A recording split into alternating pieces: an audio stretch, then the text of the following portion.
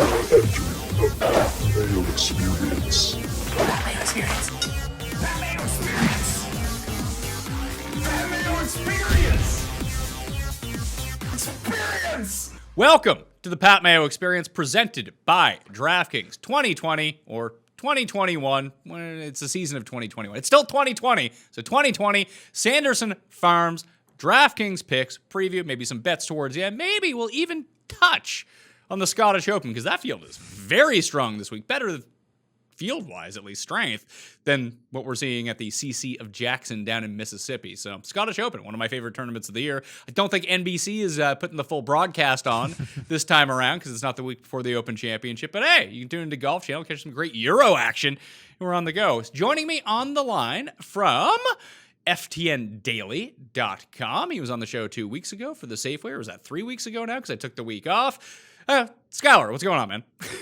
Appreciate you having me back. You know, it's these special fields you seem to give me a call on. So looking forward to it. I'm glad we're going to talk Scottish Open because you're right. That's a spectacular field over there. But this swing season, again, I think this is to the point you've talked in years past. This is where the money's to be made in the stats, and hopefully we can find some more of those gems this week.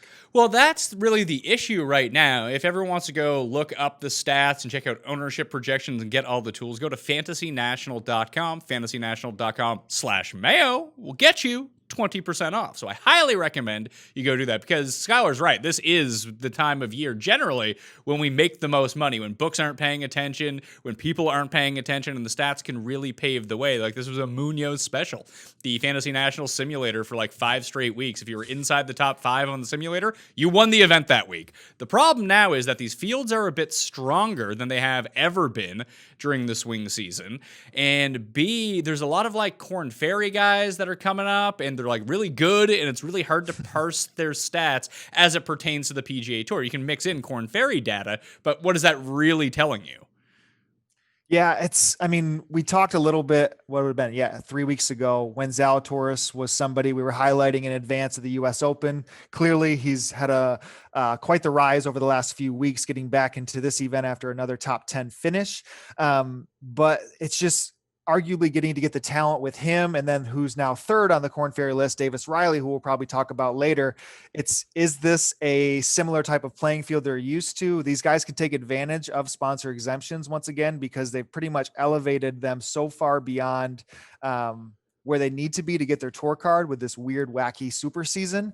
So I think we might see them even more often just trying to make a run at that special temporary membership, which all Zalatoris now needs is a 6th place finish, I think, this week, and he's locked up for the season. So I'm viewing him at the price he should be. I think he's there with those guys. It's just a weird week when we look at some of these pricing and who jumped up, who got pushed down for no reason. And then, a withdrawal with Louis at the top, like it makes things a little bit intriguing. So the only bet that I've made so far this week was Davis Riley. I caught it at 150 to 1 when it first opened. It just seemed like a really big odd. Like if Zalatoris is going to be 22 to 1 or 18 to 1 in some places.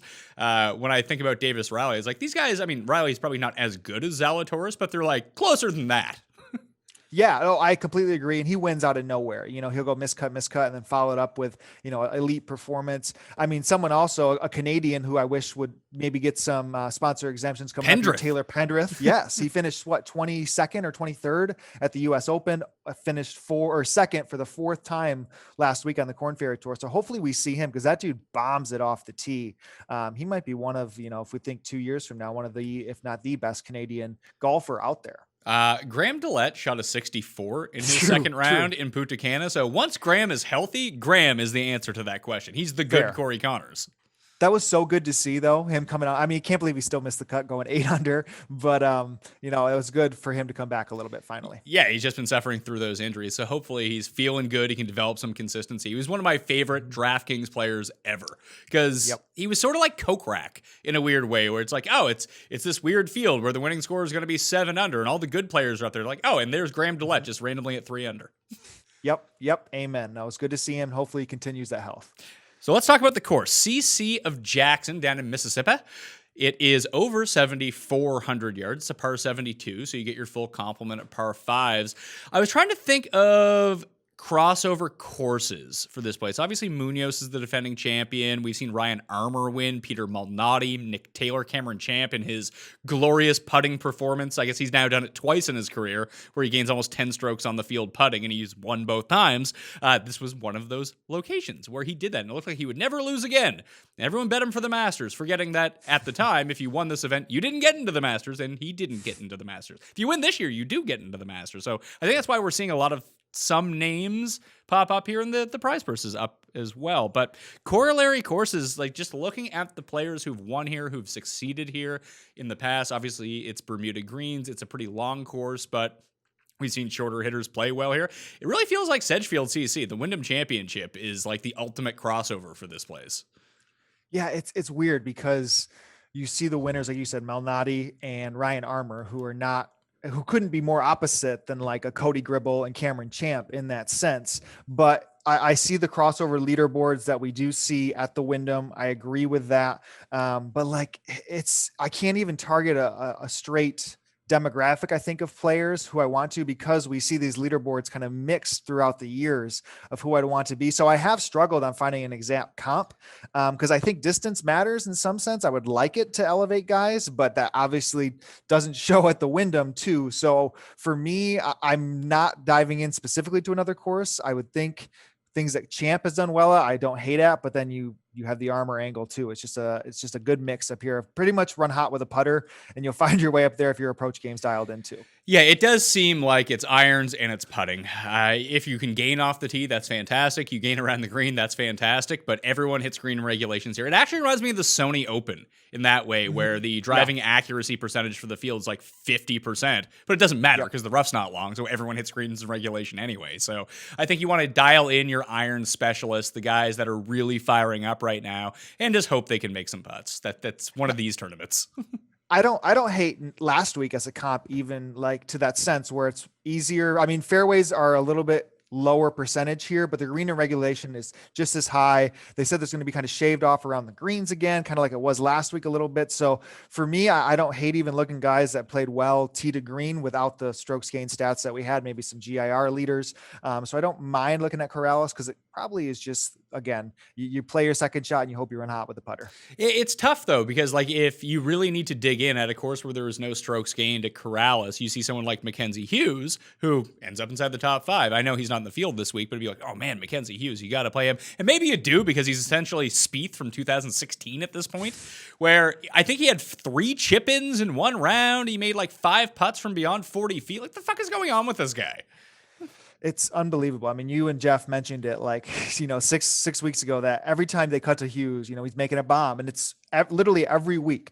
And he, like last week was a course where it seems like, and I guess this week too, where it would be important for that to happen again, because if you're going to get there, take advantage of the opportunities that you have when you need to shoot 20 under to win. So that's ultimately where I'm going to struggle in a sense of targeting guys who, if they're not going to be as popular, it's probably because they don't run as hot with the putter. We could get into like a Ben Ann conversation at 10K. He's not somebody who you'd think at a putting contest would be there, but then the ownership following into like a Sam Burns or a Doc Redman is going to be sky high. That these weeks feel like you need to get contrarian, but statistically the guys that are chalk line up so well that you have to be smart about how you're going to build if you're going to use them. So the one thing about this course that is kind of a monkey wrench, and it's hard to really track the putting on it, because putting, is up and down as it stands anyway. But these greens are super fast, or at least they historically have played way faster than your average PGA Tour green. So I went and looked up per Fantasy National the best putters. I'll shrink this down to past 24 rounds. So your best putters on fast or lightning fast greens, so well above average over the past 24 rounds that are in the field right now. You got Keith Mitchell, Denny McCarthy, Greg Chalmers, Patrick Rogers, JT Poston, Wyndham Clark, Bronson Burgoon, Scott Harrington, and Sam Burns. Obviously, someone like Denny McCarthy is always going to be somewhere up near the top. If you just sort by fast, he's up there, or just extended a little bit. But his putter has been off, which is just strange for him.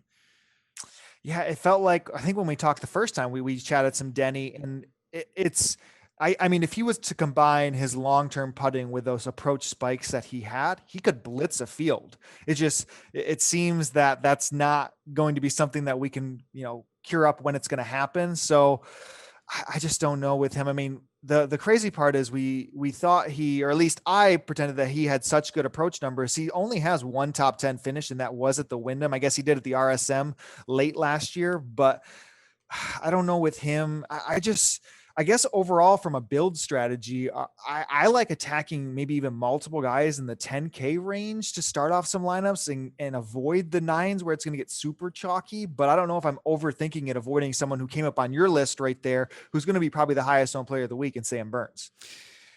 Let's jump into the top of the pricing. Scotty Scheffler back from his positive test from COVID-19, which had him out of the U.S. Open. He's 11,400. Louis would have been second, but he withdrew from this field. So you have Scheffler at 11-1 in the betting market. Then you have him at the only player above 11,000. Then you have Sungjae, Will Zalatoris, and Byung-Hun An at an even $10,000. Now, you mentioned Zalatoris, that he probably should be priced up here, but I can't figure out if he's going to be super duper popular or who's going to be popular from up here, but I can see no one using Ben An, I guess is where I would go from the 10,000. So give me Ben An.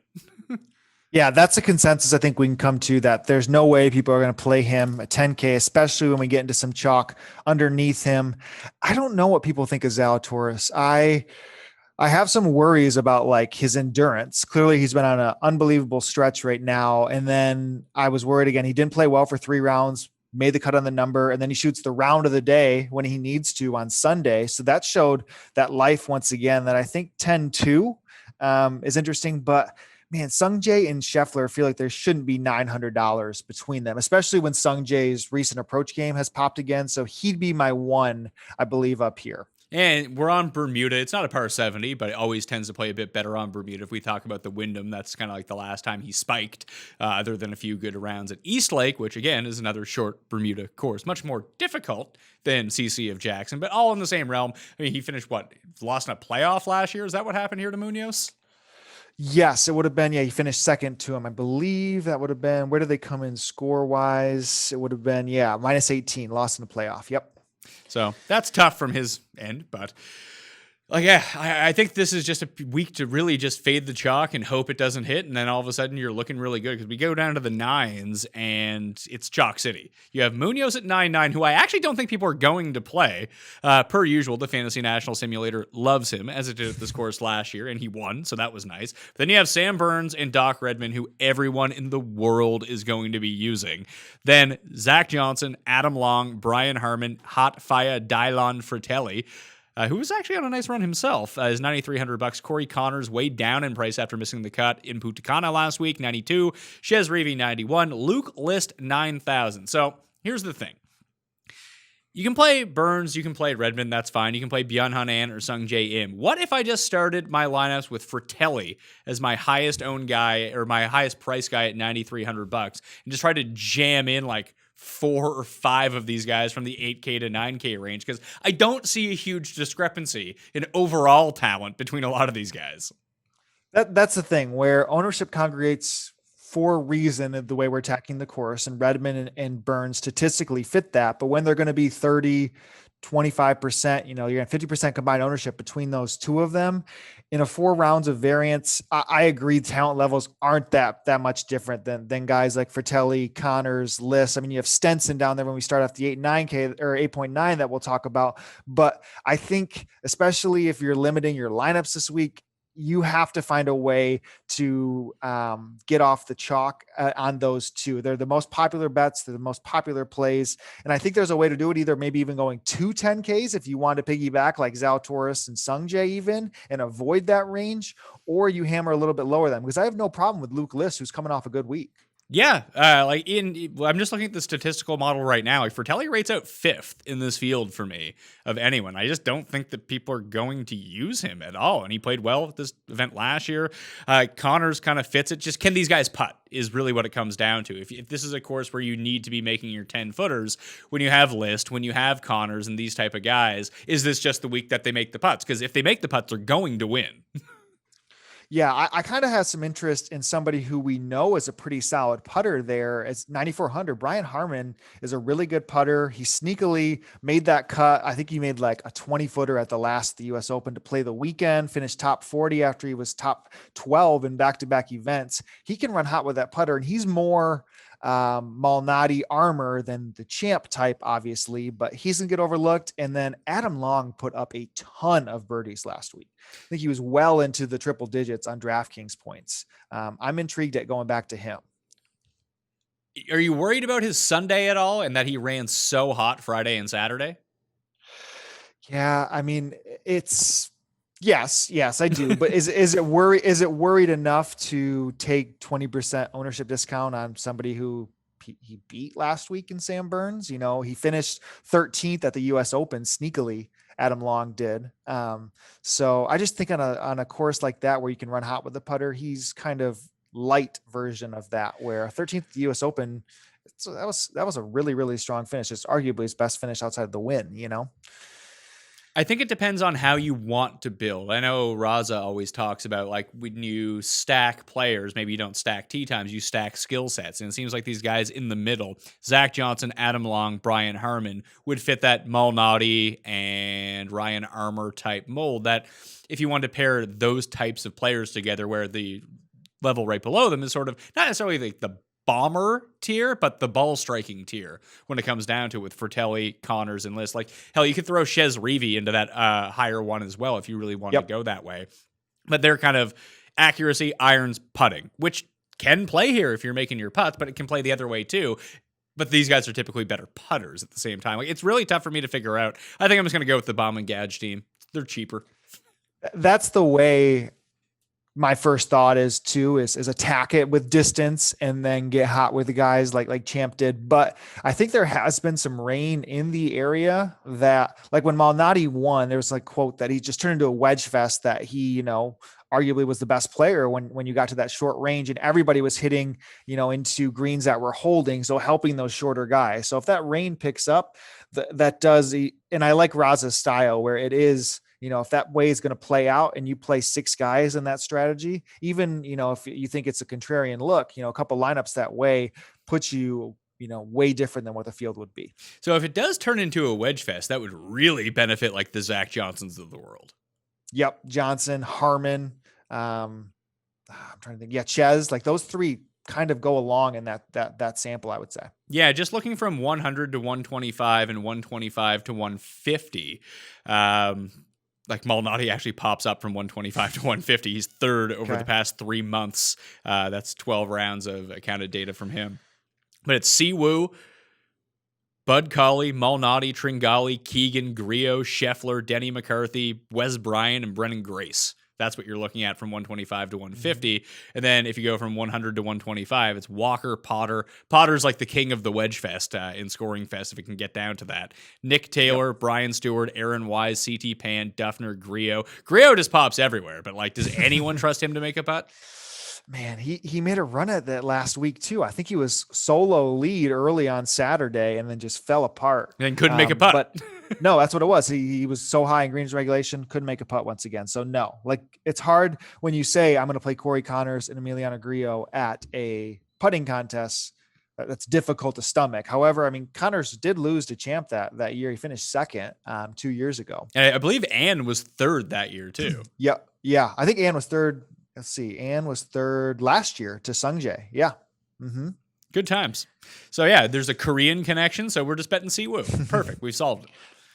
Well, that's the thing. I mean, we talked about some of these price jumps. So Connors goes from the most expensive or second most expensive last week down to 9,200. Siwoo was the favorite last time me and you talked. Now he's down to 8,400.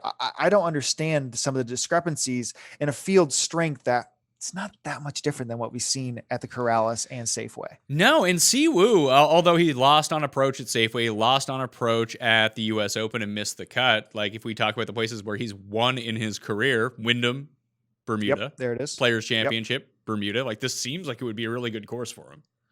Yeah, no, I really, really like Sibu 8,400. Yeah, when he was getting, near 11K, that's a different ball game, but 8,400. And I don't even know if he's going to be the most of popular either. Maybe float around 10% ish, but yeah, I'm in on that strategy of tack and Siwu. Now, can you go to our favorite that we talked last time, Sergio, and just this unbelievable T degree game he keeps having at another birdie fest? I don't know. So this entire 8K range really confuses me because when we were talking off air, like I want to use Stenson so badly at $8,900. He was 21st last week. It's not like he was bad. And then now all of a sudden his odds have dropped like 50 or 55 or 60. Bud Cully, if it turns into a wedge fest, maybe it's finally his time. Probably pass on him. Pat Perez was actually pretty good last week. An excellent putter on really fast greens. Like that's why I think I'm good with fading the very high end of the board. And if Scheffler or Zalatoris goes away and wins it, I'm going to lose. Probably going to lose anyway. So I think I'd rather go with this strategy of jamming in like 4 of these guys because there are guys in the 6,000s like I feel pretty good about. Yeah, I mean, if you think Stenson, he's just like last week, I went full circle on it. I started with before odds were released and prices were coming out. You would have thought he would have headlined the field. You would have expected him to be 10K plus. He came in at a cheaper price, and then you would have expected a cheaper price. He gets higher ownership. Well, that wasn't true either. He ended up being low price, low owned, comes off a decent week and gets lower price and is not going to draw an ownership. I'm right there with you. I think he's obviously the most accomplished golfer in this field, I think, if we talk about it. So 8,900 for him seems like a steal. What do we do with Cam Davis? The stats tell me play as much Cam Davis as I possibly can, but everyone's playing Cam Davis at $8,100. Yeah, and here we are saying once again, fade the chalk. I mean, what would have been the Northern Trust, I think, was when he had that blitz through the first 36 holes. I mean, he makes a ton of birdies. We know that is a good putter, but he is higher variance in that sense where before his stretch of 4 consecutive top 35s, it was 4 consecutive missed cuts. So I think, again, in this style of field, it's worth mixing in similar talents at fractions of ownership. So I would take a stand off of Cam Davis as well when he's getting into the 8Ks here. So for me in the 8s, I like Stenson. I'll probably pass on Griot. I'll go with Perez and see, Kim. The really interesting guy that no one's using is Carlos Ortiz, who just kind of rips up this course. Yeah, Ortiz is always like a favorite when he's like 6,600, instead of like 8,300. When's his last like good finish? I'm trying to see recently. BMW was 25th. Safeway, he was Okay. 46th. He'd missed 3 cuts before that, but one was at the Northern Trust, one was at the PGA Championship. Like, I feels like you just kind of gamble on Carlos Ortiz and hope it comes along. I think I'd prefer just going right off to Patrick Rogers. If somebody who I know it's getting gross, but I mean, he was really, really good last week after he had literally died with his approaches from the Wyndham, Northern Trust, and Safeway. But last week he found a little bit, can run hot with the putter, good off the tee. I like Rogers overall. I think he was top 5 in greens and regulation last week, which is normally not his style for the approach game. Of course, no strokes gained stats. He could have been hitting, close to the fringes, but that was his best greens and regulation we've seen out of him in quite some time. So my Ortiz, or your Ortiz, is my Rogers for this. Yeah, and even my Ortiz might just be Zhang. I think a lot of people will not use Zhang because he kind of melted down on Sunday when a lot of people had him, outright bets on him, DraftKings lineups on him, and that just might push people away from him at an $8,000 price tag. It's still pretty good, and he has 2 consecutive top 15s. Yeah, no, I have no problems with Zhang either at a pretty decent price there. So 7Ks, I really got no one that sticks out to me as, we got to play that guy. There's no one. Maybe Snedeker.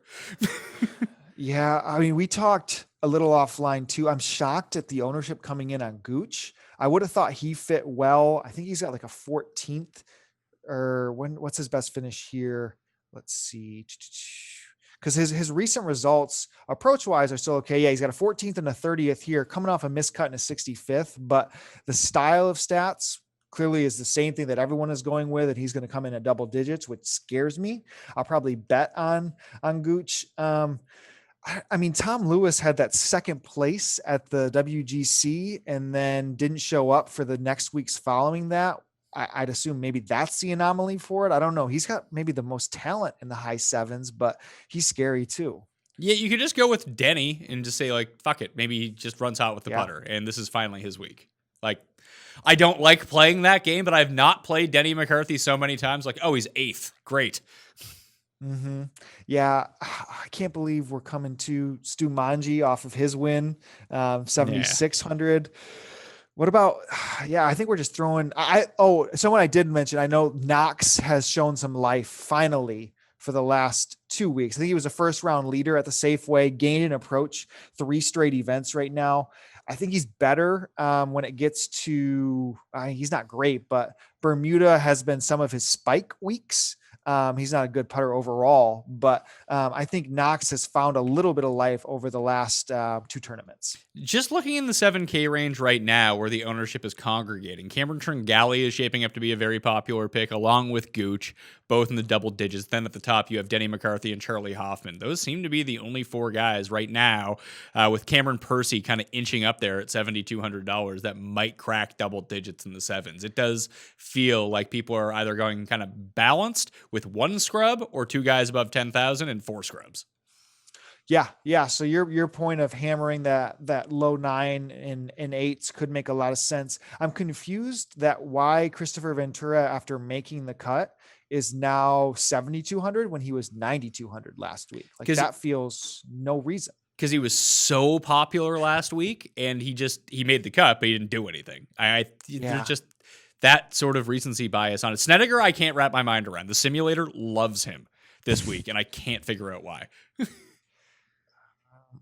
I guess he fits that mold of like the Chaz Harmon types, right? And think about the places where he's won. He's won at Wyndham. He's won or he's lost in a playoff at the Sony Open, like places where driver doesn't mean all that much. And it just becomes like, oh, are your wedges and putter hot? Well, you can win. That is Brandt Snedeker. Yeah. And he's by far best short game in that 7Ks, top 10 short game long-term in this field. I guess I could wrap my head on a style lineup fitting into him. Everyone's favorite Will Gordon last week, who cracked the 30% mark, has now received a price decrease. Does anyone go back? Like I said, I kind of liked last week's course setup. Is it just a principle that if everyone's jumping off after being 30%, is it something where you get back on? Because he was bad. Yeah, I wasn't on him last week. Last week he was just a pure ownership fade for me. I was like, I did not expect him to be above 30%. I thought he'd be like right around 20%. I was like, what's really the difference between Will Gordon and the rest of these guys? Nothing. But I do see that the talent is there. I just don't. Do you think people will go back to Will Gordon? No, I don't think so. I mean, he was like, I guess maybe, I don't think he'd crack 10. He'll probably be like 5 to 8-ish, but, you shouldn't view him that much differently based off of 2 rounds. He was just really, really bad with the putter. I think he 4-putted one of his like opening holes, and then it was almost over before it started. But if you're betting on Gordon's talent, then you should, be, licking your lips going after this week and ready to go back into the well, because everyone's going to jump off. So yeah, that's kind of it for me in the 7Ks. Like, he wanted to go the Keegan route. Swafford coming off the win. Who knows? Like, it's really tough for me to figure out. Let's talk about the 6s, because I think this is where a lot of people are going to end up going, just with the different types of build. The guys that I have started right now, I really like Duffner this week. Duffner just keeps making cuts. Safeway was weird because it was the first time he had putted well in ages and lost on approach, but that was an anomaly for him. If this turns into a wedge fest, that's perfect for him. Chris Baker just rates off the charts well, almost every single week. He's 6,300. And again, if it's going to be that style of player, I'm going back to Wes Bryan at $6,300. The guy makes a ton of birdies. Yeah, no, that fits the exact mold of what we talked about. And if this is going to get rainy and it's coming to the Wedge Fest, love Wes Bryan being able to do that. You are always on Jason Duffner, who is now 3 out of his last 4 have been fringe top 30s, which is all you need in this range. I kind of like the second place finish from last week of Tyler McCumber, who was top 5 in greens in regulation. I think he was 80% greens in regulation while hitting 83% of fairways. So that to me is probably somebody who led in strokes gained ball striking for the sense, if you can get a feel on that last week. So that with these full full field or full points available for these fields, like that's a huge weight off his shoulders to get that tour card for the next year. So maybe he's playing a little bit more stress free. At 6,800, he didn't really get a bump. But I feel the best player down here is probably Adam Schenk at 6,700. And I have him projected at 17% ownership right now. Okay. That's gross. Yeah. I bet that could be off by 10%. Just it's so hard to judge ownership because you don't know who's really playing these contests during the swing season with football going on and baseball going on, and there being showdown NBA. Everything is kind of happening. That I mean, we mentioned Davis Riley. He's $6,700. Just play him, right? Oh yeah, absolutely. And Riley should come in again, a great pivot, I guess, to Schenk at that elevated ownership. I mean, Riley's upside is Zalatoris in that sense, so having a $3,000 difference between those two, absolutely love what you get in Riley. Anibal Lahiri popped up for the first time and felt like forever last week. That was kind of Graham DeLette-esque where he finally made a cut and then made the top 10. So I like Lahiri almost. He's got some crazy upside in 2-3 years ago. It's been quite some time though. Yeah, Lahiri has made both cuts since coming back over. He was top 40 at the Safeway, and then he was top 10 at Corrales. Yeah, that's the thing. Like when we start talking about these guys in the mid sevens, whether it be Sabatini or Poston or Stewart, like there's no difference between these guys. These guys in the sixes may actually have more upside than all those guys. Yeah. Oh yeah. I completely agree. And why I think it's very doable to play a Sungjae Zalatoris lineup is there's not much when you're paying down here. We finally got a week from Hank Lebioda where he played 4 rounds. I just had him pulled up here that the ball striking has been really good and kind of like he's 350-1 to win this event. And he's a lefty. Cody Gribble, lefty. Like maybe this is just a lefty course. There we go. So yeah, he finished 21st last week. So finally came through on that tee to green game he had shown at 3M in Wyndham. So I like the number there on Lebioda and think last week he had 72% of greens in regulation, 75% fairway. So continued that same game. So I like getting to him at that cheap price. Yeah. Baker's somebody. What's Baker's ownership? Did you mention that? Is he coming in high? It's below 10. The only guy above 10 that I had projected right now as we speak on a Tuesday morning is Schenk. Okay. Because Baker was coming in decently popular last week due to what has been really good approach numbers leading into it. So if he's not going to be popular, I think just like Gordon, going back to what we were betting on at a similar style course, I'm in on that. Let's see. Thigala came off the top 10, or I guess he just missed the top 10 after we spoke last time at the Safeway, but it ran hot with the putter. But he is, again, that Riley mold where elite college player still working on getting, actually for him getting to the Corn Ferry, but I don't mind taking another shot on him after he came in really strong and really low owned at the Safeway. I used Keith Mitchell in my main lineup last week. He ended up coming 61st, but he was really undone by a quintuple bogey on number 8 on Saturday. And like the rest, if you just take that out, he would have been like top 20. Now, obviously you don't take that out because that counts. Although for DraftKings scoring, it wasn't all that bad. To make all your bogeys on one hole, it's only like -1 instead of like progressively getting worse down the line. It's better than making 4 bogeys on 4 consecutive holes as it pertains to scoring. But like I said, he putts really well on fast greens. He always plays better on Bermuda. He has that length that we talked about. I think he might end up making those builds for me with the Corey Connors and Dylan Fratelli. Like he seems like a very logical person to put in those.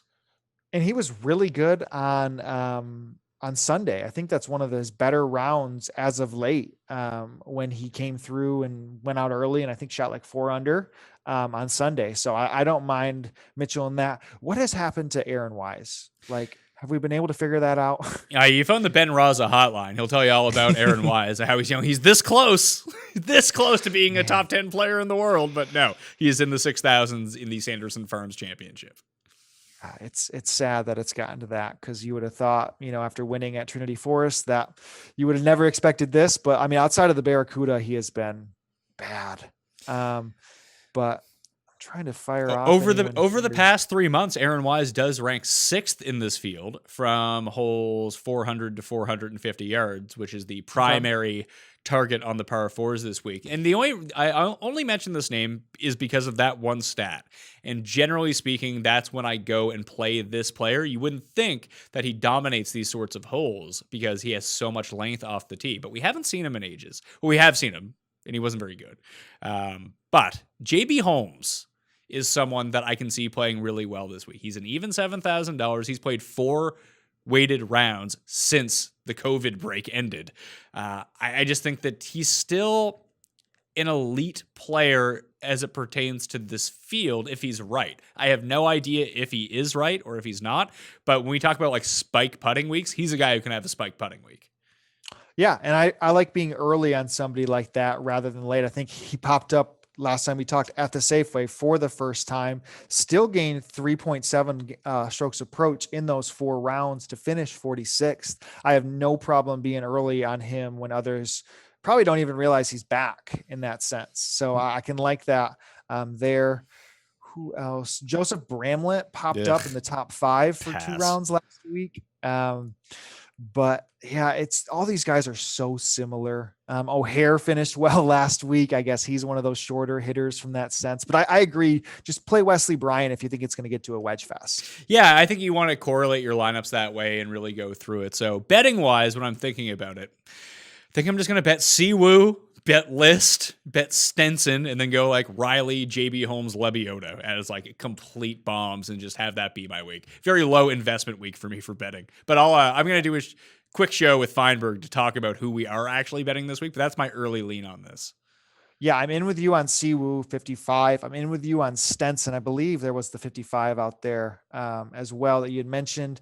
And then I'm going to bet Gooch. I still think, even though he's coming in popular DraftKings, I think there's some still triple digits that were out there as of this morning. So Gooch is one that's a favorite of mine. And then I love that Lebioda and Riley call where we'll probably be more Lebioda like a top 20, but Riley just has unlimited upside that you can get, 150 to 1-ish. All right, let's switch over to the Scottish Open for a second, because that's where the names be playing this week. And I know that you're a Euro Tour specialist, beyond being a PGA specialist, but like very few people are as in tune with the European Tour as you are. And you can find a whole bunch of great content over at ftndaily.com to find all Skylar's work, all Axe's work, all Drew's work as it pertains to the European Tour, along with the PGA Tour. Code Mayo get you the discount as well. But like it's Fleetwood, Fitzpatrick, Wiesberger, Peters, Wallace, Keimer, Van Rooyen, Hogard, Westwood, Poulter, Dietrich, back from Punta Cana. Weird that he played Punta Cana last week. Coetzee, Horsfield, Bezelinut, Andy Sullivan. Like all these guys are below 40 to 1 as well. Like it's a really clustered field. What's the rotation of courses this time around? So the rotation that happens at the Alfred Hill or the Alfred Dunhill. No, I mean like the Scottish Open chain. Like it was at Aberdeen one year. Yes. Where's it at this year? It's at the Renaissance Club, which they did play in 2019. So they're going back to the same course. However, last year, the wind didn't blow at all. So like Burn won at -22 last year. And it looks like the weather is going to take a little bit more of a turn. There's a little bit more wind in the forecast. It's going to be cold. We're obviously at a different time of the year. Like you said earlier, this was always the week before the Open Championship. So like Justin Thomas played in it. Ricky played in it.